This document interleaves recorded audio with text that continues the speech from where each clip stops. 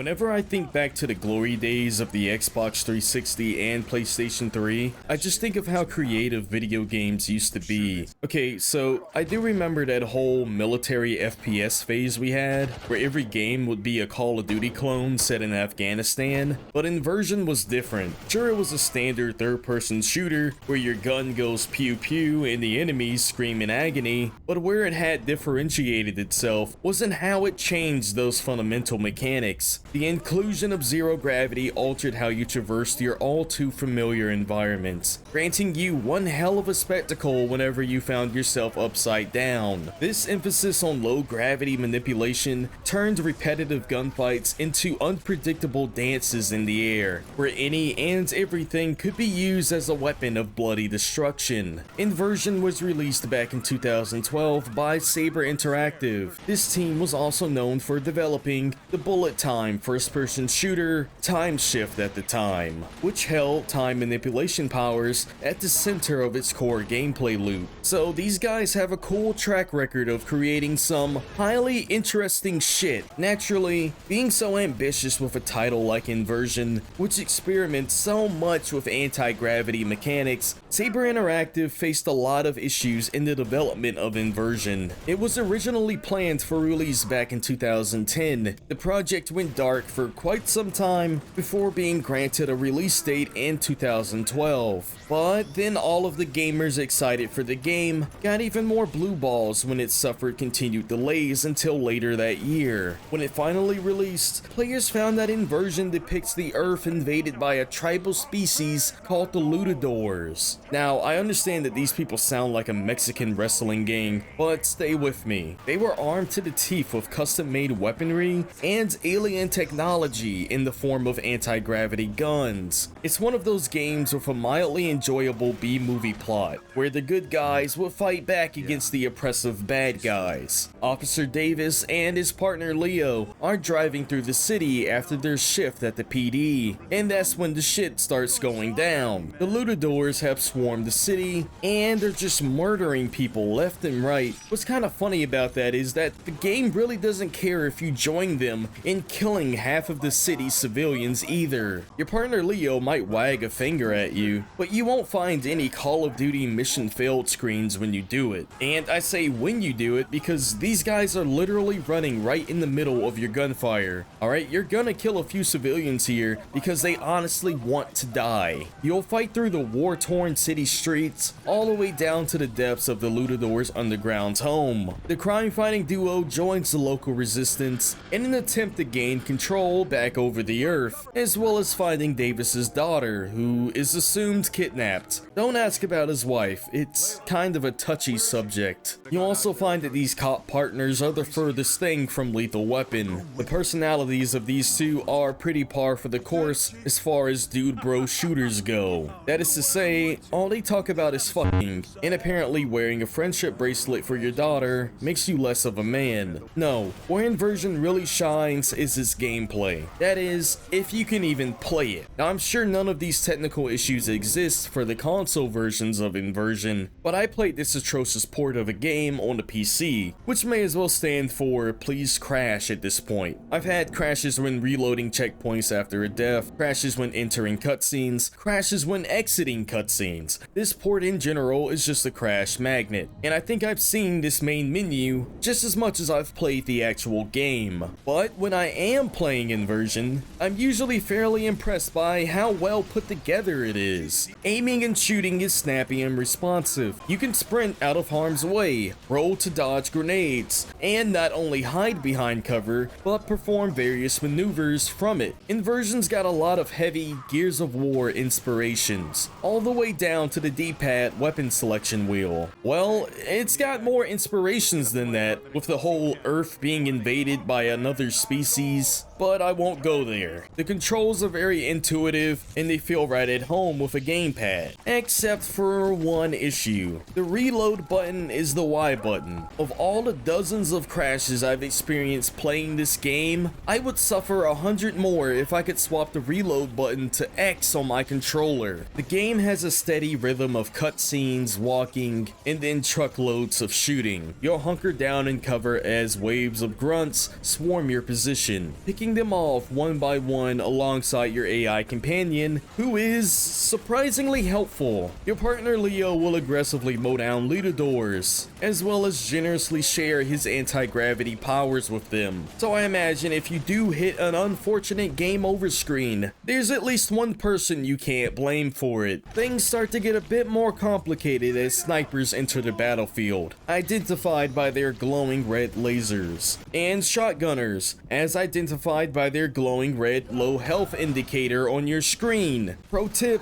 if you see these guys, run far, far away, or they will drop you very fast. You get an interesting mix of sub-bosses and bosses as the game progresses. These battles can be over relatively quickly, depending on how keen you are on using your anti-gravity abilities, and I'll detail those soon enough. Many bosses require you to open them up with explosives, or a well-placed boulder to the face, and then they'll expose a weak point that you can exploit. A great majority of the time, these bosses are just kinda large hulking minigun wielders of death and destruction. However, I'll restate that these battles are over faster than you can say Inversion's boss fights suck, and it's over. As previously mentioned, Inversion heavily relies on the player using anti-gravity tools to play with the environment and make short work of enemies. The developers were very passionate about including these features every step of the way, and I for one am not gonna complain about it. For large chunks of Inversion, you'll have access to an anti-gravity gun. You can use these offensively as well as defensively. Offensively speaking, firing this weapon will lift enemies into the air, entirely defenseless as they float around. And if they do take the opportunity to fire their guns at you, they suffer from increased inaccuracies and recoil. And then you can do the polar opposite to your foes by increasing their gravity and bringing down everything around them. There's even a shockwave ability that allows players to turn close range enemies